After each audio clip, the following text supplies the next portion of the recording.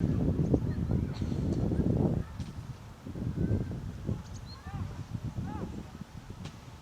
this course, it's all about self-reflectivity. By taking a metaphilosophical perspective, students get an insight in the history of Western philosophy. Without overlooking continuities, students seek for fractures within this history. The first fractures show themselves in the program of this course. We distinguish 4 eras and we discuss each era in every week. The weeks follow the same structure, in which the student is exposed to all the 6 stages of the pyramid of knowing.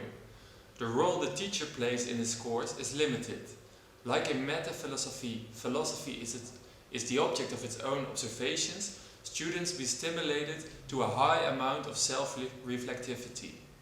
Instead of passively waiting for the teacher to return the results, the efforts of the student will be judged by the student self.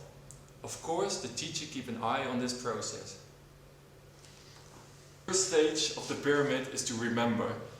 In 2 video lectures, students get a vivid contemplation on the history of Western philosophy during the era discussed.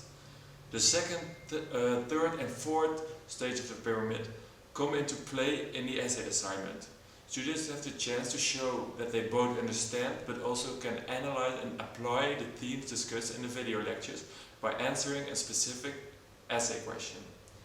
So far nothing special, but now it's time for some creativity. In the 5th stage of the pyramid, students have to create something. It can be anything. They can do an appeal on literature, poetry, arts, film, music, whatever they want.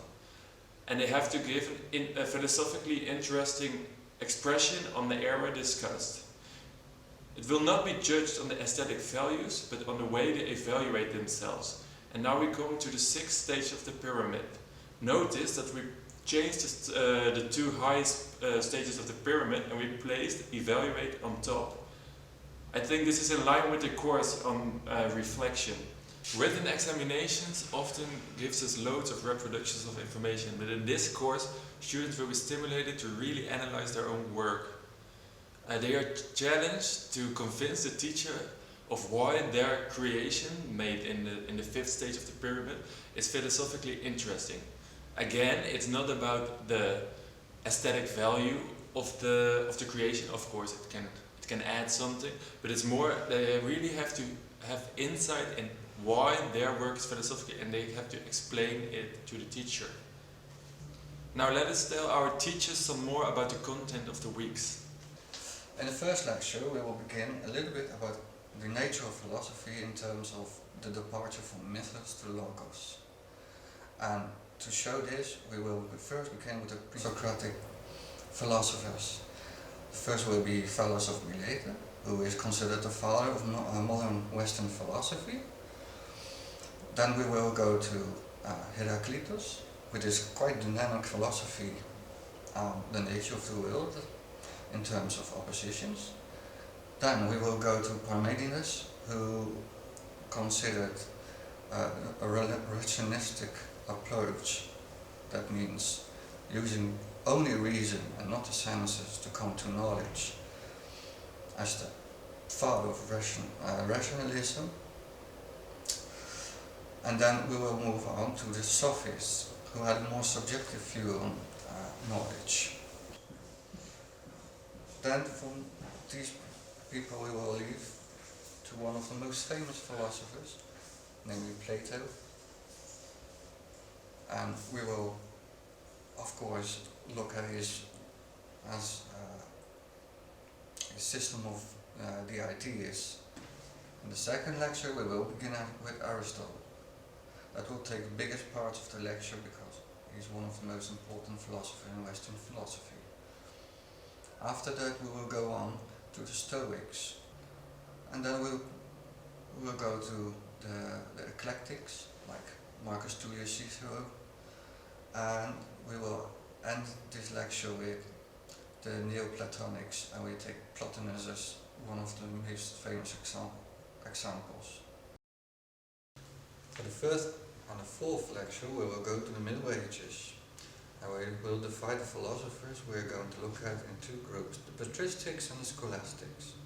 In the third week we will look at the patristics, who will be represented by Clemens of Alexandria and Augustine.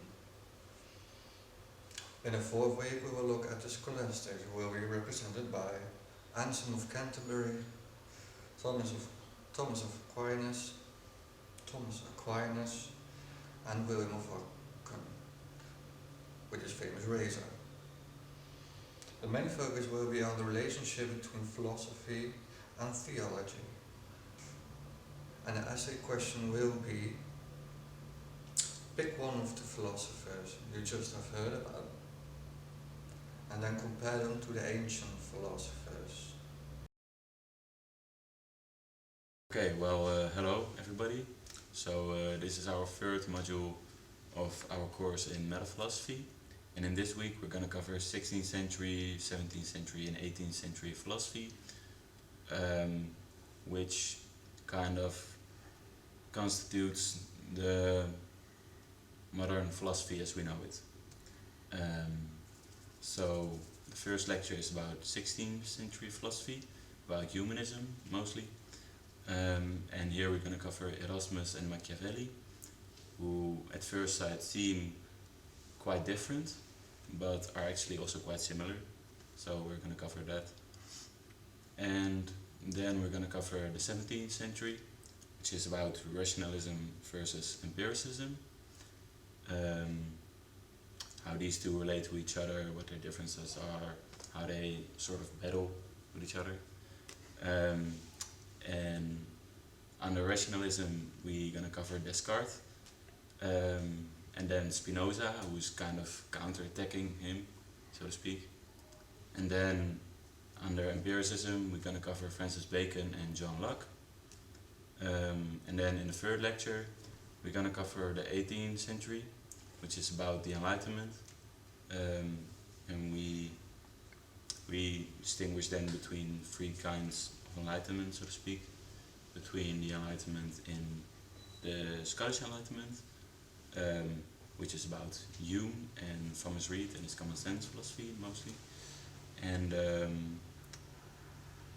so the British Enlightenment and the French Enlightenment, about Voltaire and Rousseau, and the German Enlightenment, which is about Kant and his German idealism.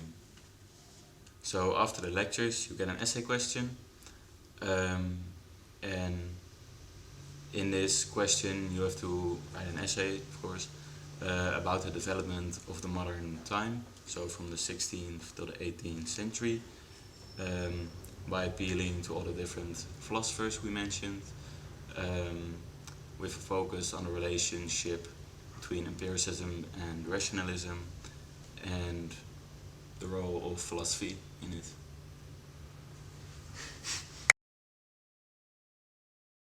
So in week 4 of our course we'll continue on from last week's era, in which we sort of split into German idealism with Kant and into British idealism with Locke and Hume. And this split turns into an analytic philosophy and a continental philosophy, with their metaphilosophical views on what the nature of philosophy should be. We start out with a video lecture on analytic philosophy, in which we explain through Russell and Moore and their conceptual analysis what the analytic view is of what philosophy should be, by explain the conceptual analysis in terms of sufficient truths and necessary truths, and what the implications are for science. So science needs a true demarcation based on premises and logic, and that philosophy should seek to explain thought in terms of logic and right premises. And then we'll have a second video lecture in which we go over to continental philosophy, in which we show how Kant's anthropological turns into Hegel, and how Hegel seeks to define philosophy as thought set in time. So he looks at processes in time and explains how an immanent truth is in two different processes in time through the dialectic method. Following on from Hegel, we turn to Marx as an example and Feuerbach as an example of how this method of thought relates to theology on the one hand with Feuerbach and social sciences, for example, or economics on the other hand with Marx. And then after that we'll go over to Nietzsche and his reaction to this type of metaphilosophy from Hegel, how he despises, let's say, rational thought and turns it into a construct of power. And following on from Nietzsche, we'll turn into postmodern philosophy with Foucault, as an example, and his view using power to show how the influences of that on psychology and on anthropology.